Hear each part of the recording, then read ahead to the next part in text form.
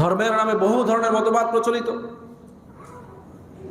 চারটা মাযহাবকে সমন্বয় করে যে মুসলমানরা জিন্দেগি করে, আজকে সেখানে শত শত মাযহাব ঢুকায় দেওয়া হচ্ছে। সবাই নিজেরটাকে আজকে মানহাজ বানাতে চাচ্ছে, আছে না নাই? আহলে হাদিস সালাফিরা মাযহাব মানে না, তারা এটাকেও মাযহাব বানাতে চাচ্ছে। খারিজিরা মাযহাব মানে না, তারা তাদের মতটাকে মাযহাব বানাতে চাচ্ছে। রাফেজিরা মাযহাব মানে না, তারা নিজেদেরকেই মাযহাব মনে করতেছে। ইহুদিরা তো ইসলামই মানে না, তারাও মানুষদেরকে বোঝায় সব ধর্মই তো ধর্ম আল্লাহর পক্ষ থেকে আসছে। মুসা নবীর ধর্ম আল্লাহর পক্ষ থেকে আসছে, খ্রিস্টান ধর্ম আল্লাহর ধর্ম থেকে আসছে।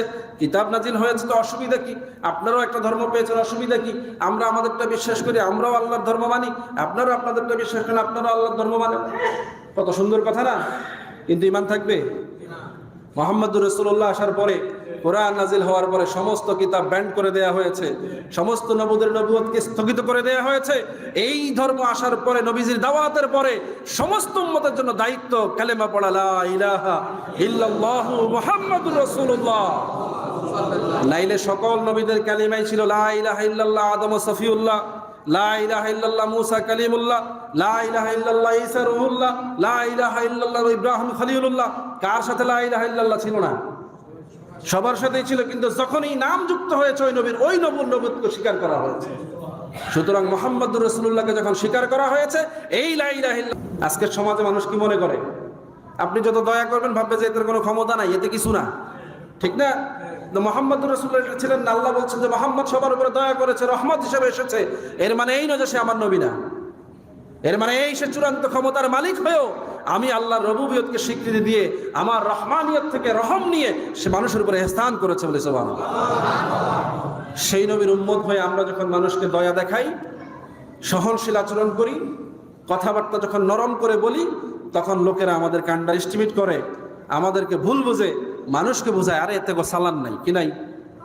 এতে গো সালান নাই। আর কিছু মানুষ আছে সারাক্ষণ জোর গলায় কথা বলতেছে, জজবার হলে কথা বলতেছে, কিন্তু একটু পরে শিয়া, রাফিজি, খারেজি, মুনাফিক, বেঈমান ইহুদিদের সাথে বসে নাস্তা করতেছে। জনগণের সামনে এসে জজবা দেখাচ্ছে, পিছন দিয়ে দেখি যে আবার মানুষের সাথে মুনাফিকি করতেছে, আছে না নাই? আমরা আজকে তাদেরকে বড় আলেম মেনে নিয়ে আমরা বিভ্রান্ত, সঠিক নেতৃত্ব পাচ্ছি না। আমরা গোটা বাংলাদেশ বহুদা বিভক্ত, ধর্মের নামে বহু ধরনের মতবাদ প্রচলিত। চারটা মাযহাবকে সমন্বয় করে যে মুসলমানরা জিন্দেগি করে, আজকে সেখানে শত শত মাযহাব ঢুকায় দেওয়া হচ্ছে। সবাই নিজেরটাকে আজকে মানহাজ বানাতে চাচ্ছে, আছে না নাই? আহলে হাদিস সালাফিরা মাযহাব মানে না, তারা এটাকেও মাযহাব বানাতে চাচ্ছে। খারিজিরা মাযহাব মানে না, তারা তাদের মতটাকে মাযহাব বানাতে চাচ্ছে। রাফেজিরা মাযহাব মানে না, তারা নিজেদেরকেই মাযহাব মনে করতেছে। ইহুদিরা তো ইসলামই মানে না, তারাও মানুষদেরকে বোঝায় সব ধর্মই তো ধর্ম আল্লাহর পক্ষ থেকে আসছে। মুসা নবীর ধর্ম আল্লাহর পক্ষ থেকে আসছে, খ্রিস্টান ধর্ম আল্লাহর ধর্ম থেকে আসছে। কিতাব নাজিল হয়েছে তো অসুবিধা কি? আপনারাও একটা ধর্ম পেয়েছেন, অসুবিধা কি? আমরা আমাদেরটা বিশ্বাস করি, আমরাও আল্লাহর ধর্ম মানি, আপনারাও আপনাদেরটা বিশ্বাস করেন, আপনারাও আল্লাহর ধর্ম মানেন। কত সুন্দর কথা না? কিন্তু ঈমান থাকবে?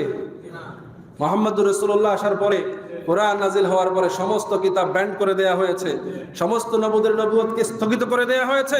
এই ধর্ম আসার পরে, নবীজির দাওয়াতের পরে সমস্ত উম্মতের জন্য দায়িত্ব কালেমা পড়া, লা ইলাহা ইল্লাল্লাহু মুহাম্মাদুর রাসূলুল্লাহ।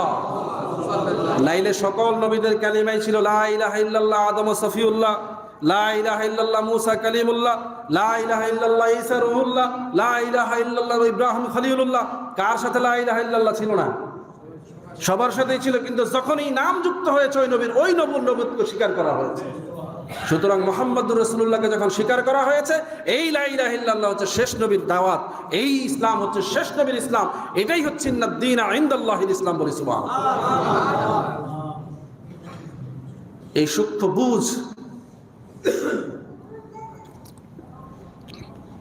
আজকে যুবকদের থেকে কেড়ে নেওয়া হচ্ছে, এই ছোট্ট বুঝটাকে কেড়ে নেওয়া হচ্ছে। সবাইকে বোঝানো হচ্ছে লা ইলাহা ইল্লাল্লাহ, আল্লাহকে রব মানলে আর কোনো কিছু ভেদাভেদ নাই। কোরআন থেকে দলিল দেওয়া হচ্ছে, ইন্নাল্লাযীনা ক্বালু রাব্বুনাল্লাহ সুম্মা ইসতাকামু ফালা খাউফুন আলাইহিম ওয়া লাহুম ইয়াহজানুন। আল্লাহই বলছেন যে আমাকে রব মানলো, তার কোনো ভয়ও নাই, দুশ্চিন্তাও নাই। সুবহানাল্লাহ। আমরাও বলি ঠিক আছে, এই কথাই সত্য, আল্লাহ বলেছেন, কিন্তু এরপরও আল্লাহ যখন বলেন মুহাম্মাদুর রাসূলুল্লাহ, মা কানা মুহাম্মাদুন আবা আহাদিন মির রাসূলুল্লাহ, এইভাবে যখন আল্লাহ আবার রাসূলের কথা বলেছেন, তখন লা ইলাহা ইল্লাল্লাহর সাথে মুহাম্মাদুর রাসূলুল্লাহ না বললে কোরআনকে অস্বীকার করা হয়ে যায়। কি বলেন ঠিক কিনা?